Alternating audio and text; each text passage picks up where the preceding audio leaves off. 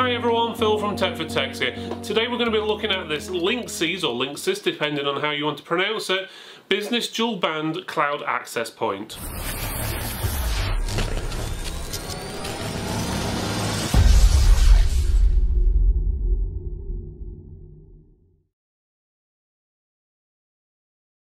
Okay, as you can see we're looking at this Linksys, or Linksys depending on your pronunciation of it, Business Dual Band Cloud Access Point. It runs up to 1200 megabytes per second. The model number is LAPAC1200C. As you can see there, it's a pretty nice design. Everything you need to know on there, pretty much there. So on the back you can see some of the actual alerts, what you can set it up for on the map system, so you can track it, and some graphs and so forth. But the basics of this system, what it's designed for, and if you don't know, is basically it's an access point which obviously you connect all your devices, presumably at work to. And basically if you wanted to look to see how it's running or change the settings, you can do it through the cloud. So let's just say you are a computer repair business or a MSP or something along that lines, and you want to keep an eye on the customer's network, or you need to change settings. You don't have to go on site, you can do it all remotely through their software, and it's pretty straightforward to do. Right, so let's open it up. Let's take off the little plastic bag, basically what's on there to keep it clean. The packaging itself looks pretty nice, it stands out, and it hasn't got loads of oomph over it, so there's no seal on the sides. So let's open it both ends, because of my experience opening boxes like this, it's easier when you've got both ends open for you to get the innards out. The inside box, as you can see there, is just a plain brown cardboard box. And it does have a seal on that as well, so let's open that seal. Let's open it up, see what we've got. Okay, pretty straightforward. Looks like we've got a manual there, colour front page. The insides are black and white, so there's not much information there. A lot of it's not in English, but you do have an English section here. Tells you how to fit it to the wall, tells you all the connections and everything on there as well. So it's got some of your device setup guide and so forth there. So, but again, that isn't all English, it's multiple different languages on there. Okay, let's have a look what else we've got. We've actually got the box itself, so it's roughly the size of, probably the best way of putting it, is an alarm system you have on the outside of your house, or probably double the size of a smoke alarm, roughly that sort of size. So I'd say about 10 inches, probably 20-25 centimeters wide. That again is in its own little bag which is sealed, so let's open that up. Okay, as you can see it's pretty straightforward. The back, you've got your Ethernet connection, which is PoE, which is power over Ethernet. You've also got a power connection as well, and you've also got a reset button on the back as well, so not a lot to look at. I'm guessing that light lights up there and tells you obviously if it's working or not. Let's have a look what else we've got. Documentation. You've got drilling layout templates that shows you how to fit it on the wall. There seems to be, yep, there's two of them there for some reason, but yep, two of them there. That'll be the back plate for the drilling and screwing. There's another one in there as well, and it's a metal back plate. I'm guessing that's to do with fitting as well. Okay, in the side compartments you've got your Ethernet. Also got some screws. So some long screws, some short screws and wall plugs, and in here you've got your power cable, which has got a European connection on, and there's the UK connection there, so you just unclip the European one and put the UK one on. So you've got everything you need there. So what we'll do is have a look at it, have a play with it, see what happens, and go from there. Okay, here we have it. I'm just going to plug it in and just see what it does. So let's get your power cable in. This is standard Ethernet, it's not a power over Ethernet cable. So let's plug that in. That's plugged in. And as you can see, the front lights up blue there. It's gone green. It's flashing a bit, so I'm guessing that's getting itself all set up. But that's the basics in plugging it in. There isn't much else to do than that. Okay, so we've got a green light on it, so I'm presuming that means it's all set up. Obviously, we haven't gone through any of the settings like changing the wireless codes or anything like that. This is just basically plugging it in out of the box.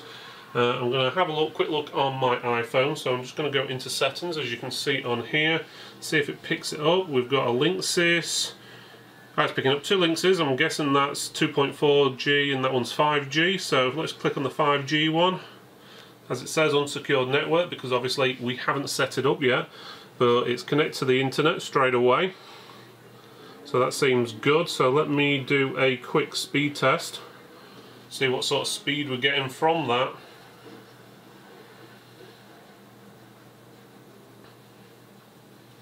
Which we've got 350 megabytes internet, and as you can see, that is roughly getting 330 through the wireless. Obviously I'm right next to it, but it's picking up the full speed. Again, this is able to do 1200. Obviously not everyone's got the internet speed to do that, but saying that, if you're transferring data over the network, let's just say you're backing up to a NAS or copying information over, then obviously it's going to be able to work up to that 1200 megabytes per second. The different lights on the actual box itself mean different things. So green blinking means it's starting, green solid, system is normal, no wireless devices are connected.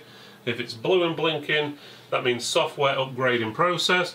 If it's solid blue, system is normal with at least one wireless device connected, and red means startup process has basically, or update has failed, so you'll need to do a hard reset or go into the settings and figure out what's going off. Okay, once you've got your Linksys access points set up, you'll need to set up your Linksys Cloud Manager, and to do that you just go to http://business.linksys.com in your web browser. If you haven't got an account already, click sign up, put your details in, you'll get an email. Once you've got that email to confirm, it will take you to this web page you can see now which says create a new network. So you click create a new network. We'll just call it TFT. You can choose your icon, so you can say it's an airport or a stadium or whatever. We'll just choose the office icon there.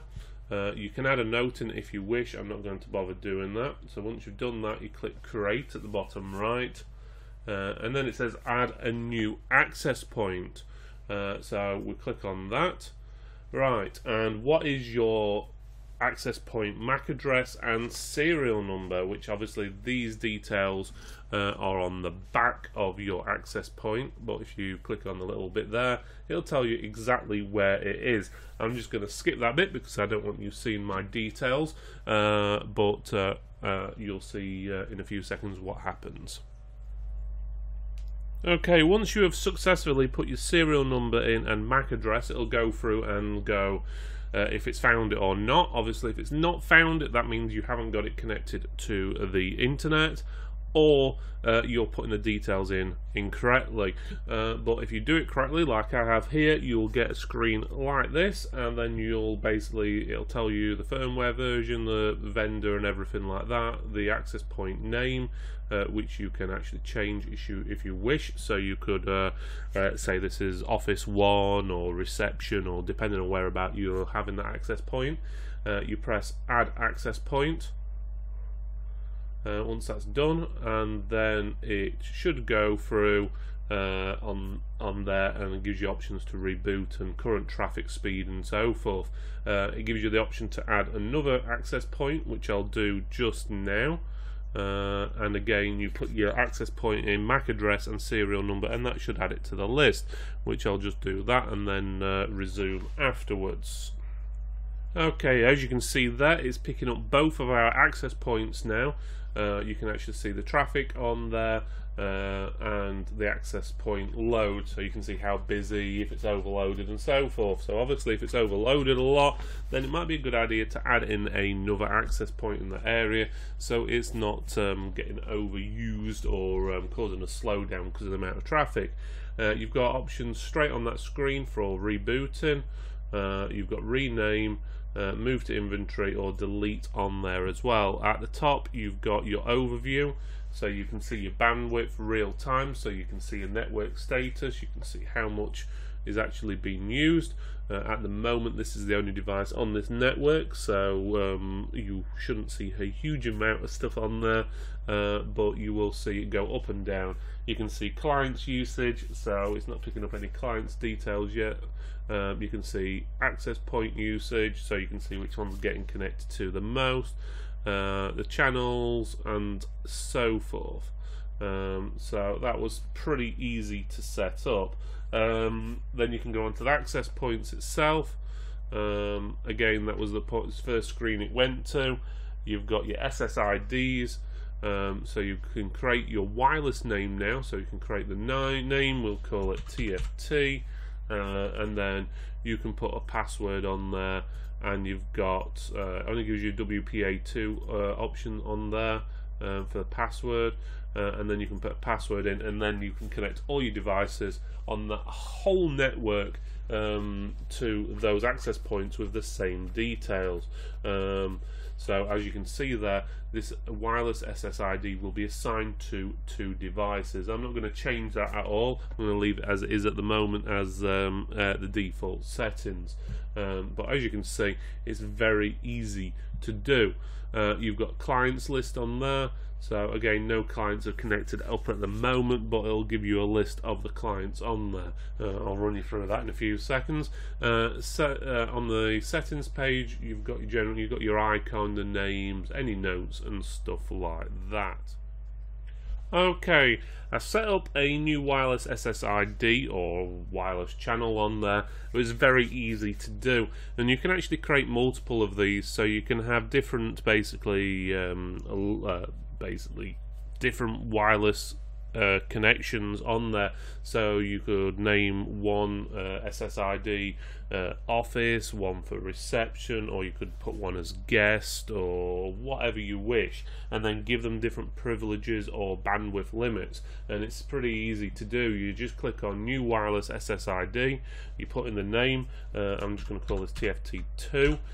You can put the password in or just have it open, so obviously open means there is no password, so anyone can get in, ideal for guest networks.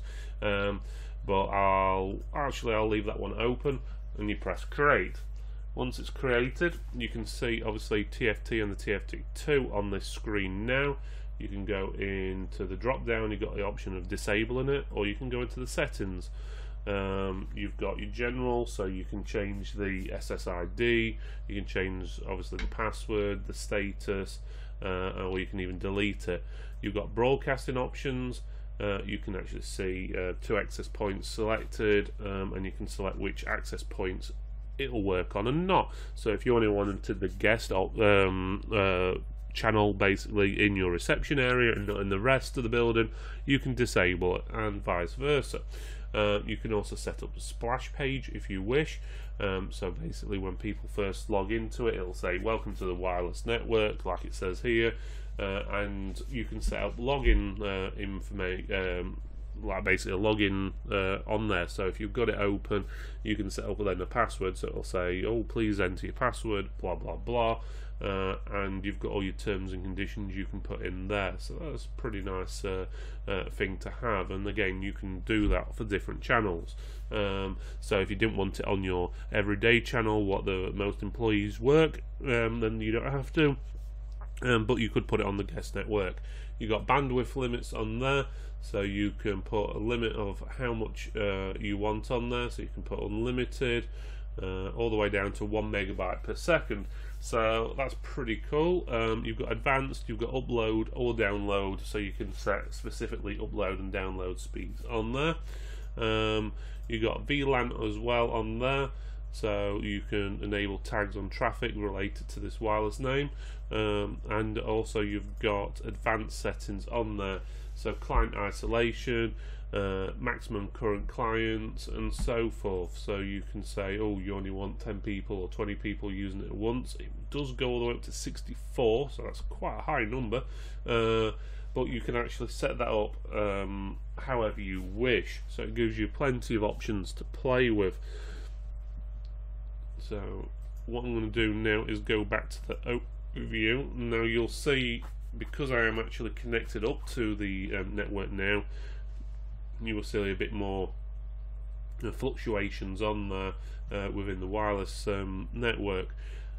You can see the clients now, you can see my machine, you can see the usage. It's used 3 megabytes. You can click on that client and it will tell you information about that client, the usage, packets, upload, downloads, and everything like that.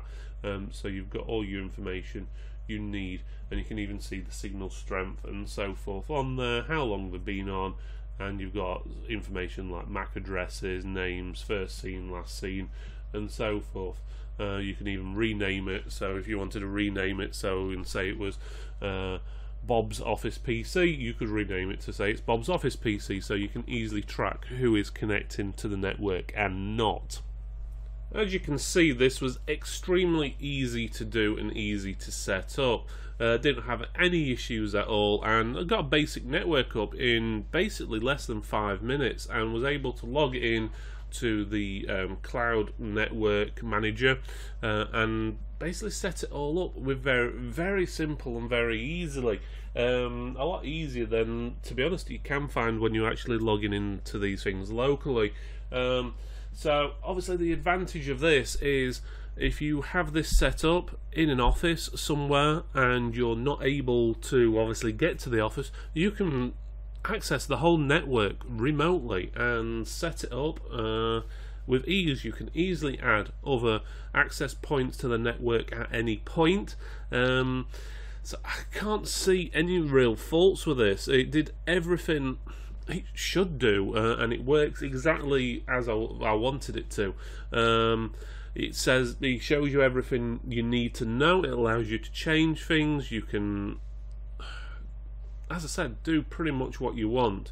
And again, you've even got the access point map there as well, which will actually tell you where it is. That, for whatever reason, is not actually showing the location, but it might be one of those things what will do once it's all been once it's been running for a little while. They should be showing up in this sort of area here, but they're not actually showing up on the actual map for whatever reason. So that's the only thing I've noticed what doesn't seem to be working, is showing it on the map. But again, that might be something you just have to wait for it to sync after it's been running for a while. And again, I've gone through all this and done it and set it up as you've been watching. I haven't gone in and tried playing about with it beforehand or anything like that, so you've seen it exactly how I set it up and how I used it, and from scratch. Again, I can't see any issues. It's a good product. It's unique, so you can access things remotely, so you don't have to go to the office to fix something. So it's ideal if you're an MSP or you are a tech what needs to keep an eye on the actual multiple different offices. We're having to go to each office to reset the network or give different people's permissions and different things like that. You can log in remotely through the Linksys Cloud Manager, and hey, it's there, and it does everything it says on the tin. The only thing what we're not sure about is it does say that the Cloud Manager is free for 5 years. Now, It doesn't specify how much it is to renew it. There is no options to renew it. The only comment we've got is that it'll be a very low price or competitive price, which is fine, but what exactly is that price? It's unknown. But again, this day and age, you'll probably find that you may have even replaced the network within 5 years, maybe not. But again, we don't know prices of renewals. But overall, very happy with the product. Does everything it says on the tin, and there we go. If you enjoyed this, please give us a thumbs up, a like, a subscribe, or whatever you're doing. And if you would like to see more of this review, please go to our website at www.techfortex.co.uk. Otherwise, we'll see you next time. Thanks again for watching.